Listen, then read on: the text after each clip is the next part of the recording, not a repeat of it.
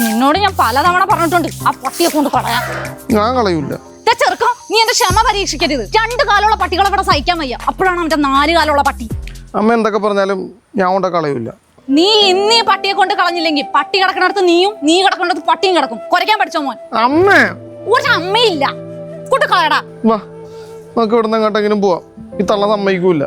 വേറെ എവിടെയെങ്കിലും പോയി ജീവിക്കാം. വാ, കണ്ണീച്ചോരയില്ലാത്ത തള്ളയാടാ, നമുക്ക് എവിടെയെങ്കിലും പോയി ജീവിക്കാം.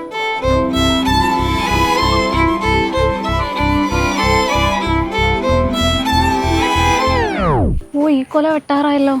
അമ്മേ, നീ ഇതിനെ കൊണ്ട് കളഞ്ഞില്ലേടാ? ഇത് മറ്റേ ഡാൻസ് കളിക്കുന്ന പട്ടിയല്ലേടാ ഇത്?